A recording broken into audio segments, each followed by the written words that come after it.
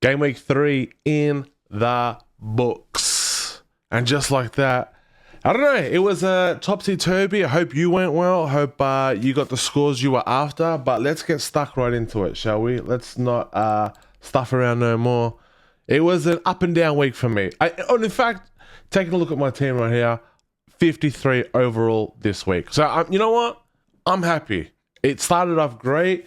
It dipped a little bit on Sunday, but to be expected. But as we dive deep into my team, all right, so overall, 156 points over the first 3 weeks.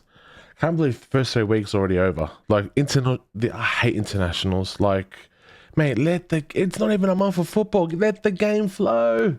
Anyways, I'm rambling here. Overall rank after 3 weeks, 3.8 million. I'll take that. And this week, game week 3, game week rank, 3.5 million. I'll take that. That's a decent week for me. I'm happy with that. It's been a good start. Look, into the game week, I had a few hiccups, shall we say. One, going into this game week, okay, I decided to keep Cole Palmer. I know a lot of people that had Cole Palmer sold, and you know, fair enough. We don't know how long his injury was going to be. But the way my thought process was, it didn't seem like it was going to be that long of an injury. It looked like he was going to be touch and go for that Fulham game, whether he was going to make it or not. Realistically, I thought in my mind, he was not going to play that game. He was going to have the international break off, and then he'll be ready for game week 4. And I thought, if that's the case, and a lot of people sell, because I knew a lot of people are not going to have a 10.5 million pound player on the bench. A lot of people are going to sell. And I knew if I could keep him on the bench to make him for game week 4, he's going to be a bit of a differential. And not many people would have kept him. But that's turned out to be a little bit of a pickle. I'll get to that later on in the video. But I think it's a good differential for going into game week 4. And, you know, Chelsea got decent fixtures coming up. So I've decided to stick with Cole Palmer. That was a decision coming into game week 3. Also, I did start Patrick Dorgu, who didn't even play a minute against Burnley, which I'm shattered about. But at the same time, wasn't the worst thing in the world because United conceded 2 goals against Burnley, and they were absolutely garbage. So it kind of worked out in my favour.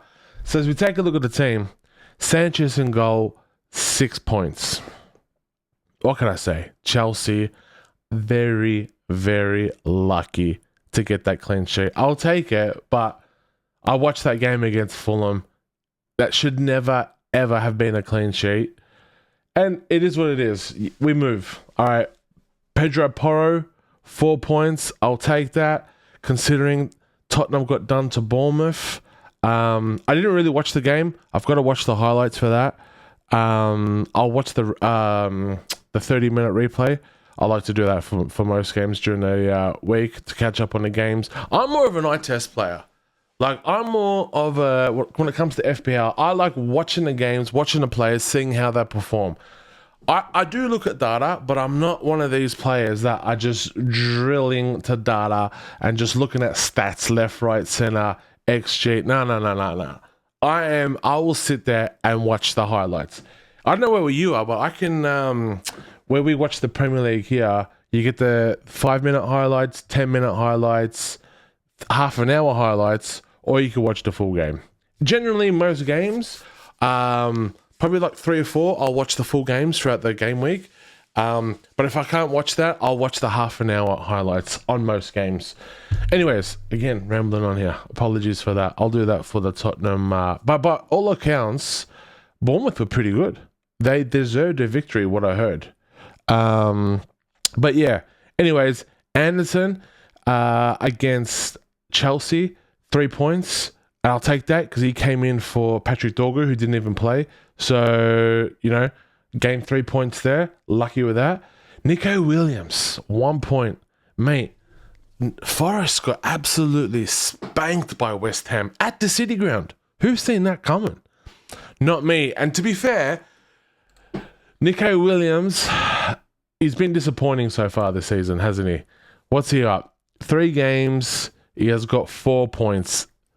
It's very, very disappointing. Something going on at Nottingham Forest. Something just doesn't seem right there. It's a bit of a continuation from the back end of last season. He could be a player to sell. But anyways, going into the midfield here, my game week was saved by Bruno Fernandes. Bruno, literally last second, you know what happened. It literally came down to the last second penalty. If he had skied that one again, I would have been in all sorts. And my rank would have been in all sorts too. So thank God Bruno put that in the old onion bag and saved my game week. Reinders 2 points. City disappointing again. City getting done twice this season already. Didn't see that coming. Fair play to Brighton though. So look, I'll have to reassess. We'll talk more about my team in the transfers coming up. I'll tell you my plans. But Reinders, I'm 50-50 what I'm going to do with him. Mo Salah, 3 points. I'll tell you what, that Liverpool-Arsenal game was a chess match. Very, very difficult. Mo Salah this season looks to be a bit disappointing. But do you write the guy off? Like we are talking about a man that got over 300 points last year. Like, are we just gonna write him off after 3 games this season already? I'm not too sure, but it's not looking good. It's not looking good, bruv. Now, Morgan Rogers and Ollie Watkins. I tell you what, Villa are you're not talking about disappointing. The most disappointing in their team by a mile is Aston Villa. And as you can see, I've got 2 here. I've gone heavy with the Villa players. And again, getting absolutely nothing from them. They're the only team this season in 3 games not to score a single goal.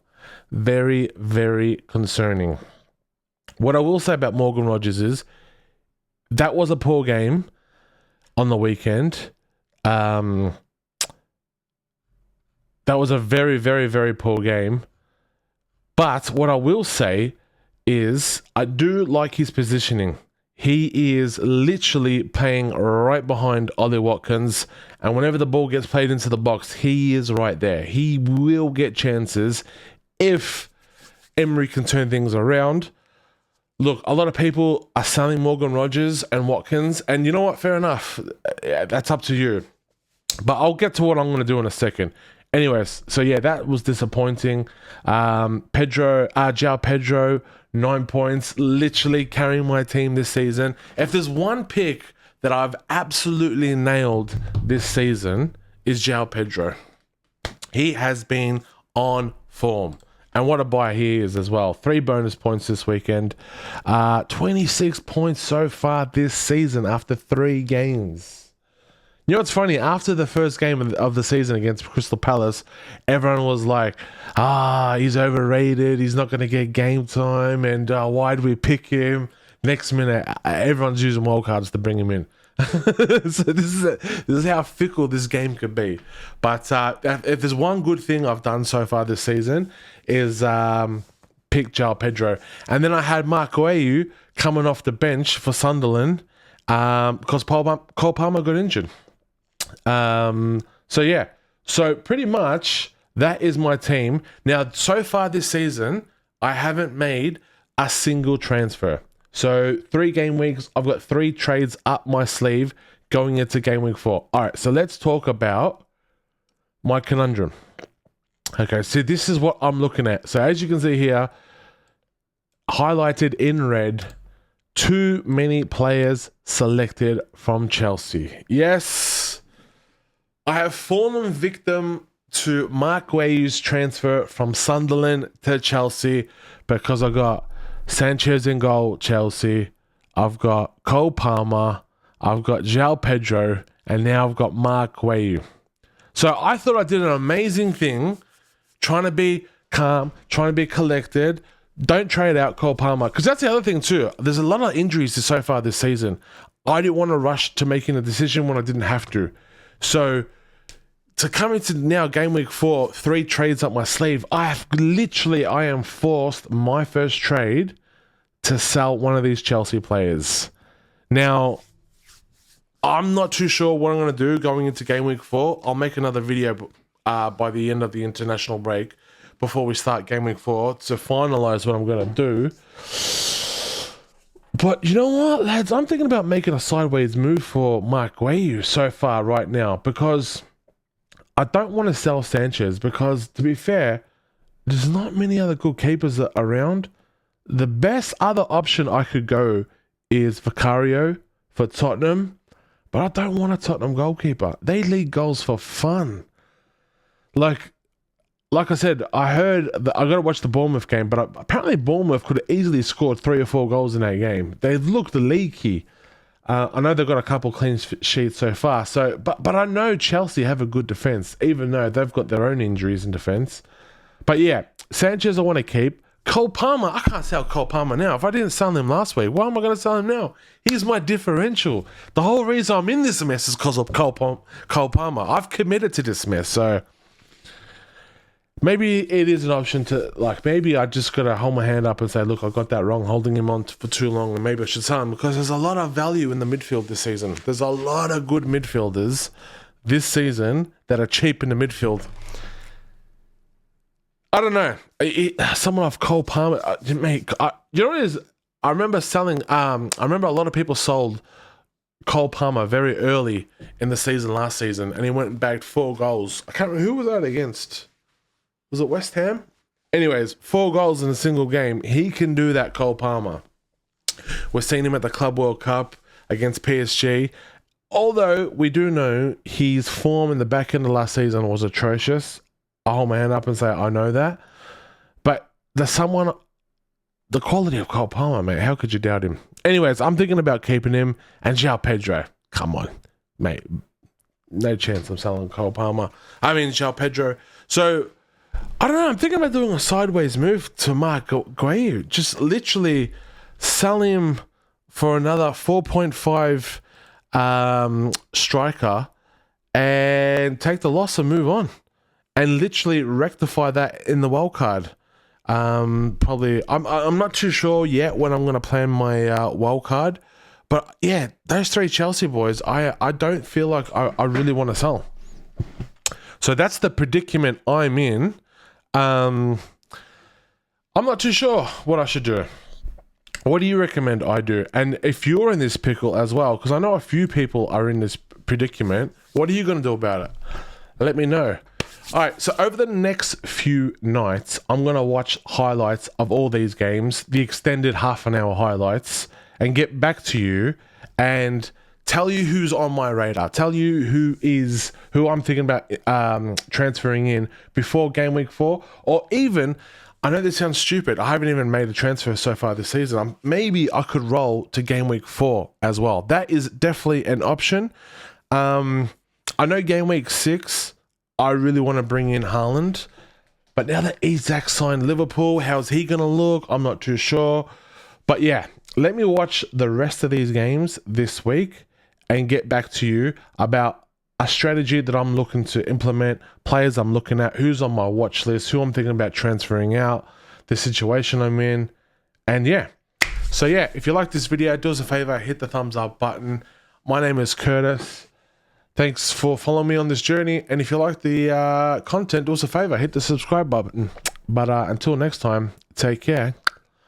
Peace.